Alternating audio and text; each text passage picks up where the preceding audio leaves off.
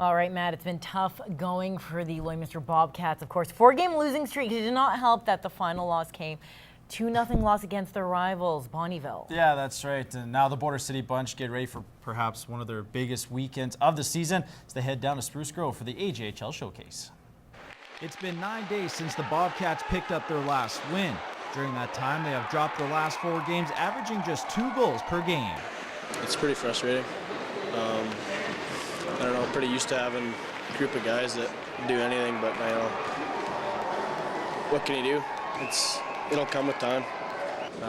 We'll learn to work as a team, and that's all it is right now. It's not systems. It's not anything. It's just we gotta want it. We want to have that killer attitude. Just got to continue to work hard and get rid of the little things. And we got rid of some of them. We shed some of them tonight, and I thought we had a better, or at least a more honest effort than we did the last 3 games. And I mean, that's a start. It's frustrating. We want to win every night just like everybody else. Going into the new year, the Cats were a very young team with 10 rookies on their roster. However, the team isn't using that as an excuse as they've hit their first bump in the road.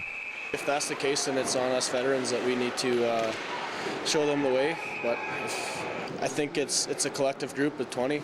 It's not just one guy. You can't lose 4 games just on the shoulder of one guy or on 5 guys. You know, it's 20 guys not working together. Now with 4 days off between games, this might just be what the doctor ordered, letting the team clear their heads and prepare themselves for the AJHL Showcase. It certainly gives us the opportunity to brush up on them and maybe become a little bit sharper in that area, but we also got to remember that going into the Showcase, we've got 2 real tough opponents from the south, and things aren't going to get easier. We're only going to get paid for what we do and what we deserve. There was speculation that forward Taylor Mulder might return to the lineup for Sunday's game against the Pontiacs, but that wasn't the case as the team trainers felt that he could use a couple more days off.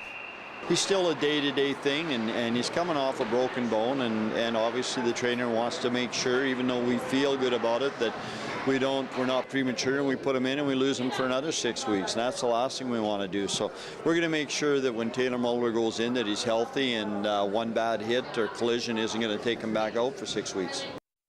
As for the Pontiacs, they've enjoyed some success after getting off to a slow start to the season. The Axe picked up a pair of wins over the weekend, shutting out the Grand Prairie Storm and the Bobcats, gaining new confidence as they move forward.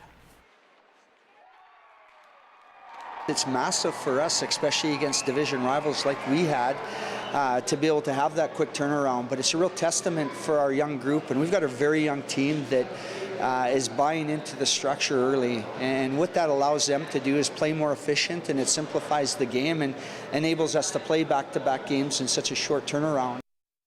The Pontiacs are in action this Wednesday when they host the Fort McMurray Oil Barons. And that is your first look at sports. Gerard has your weather details coming up.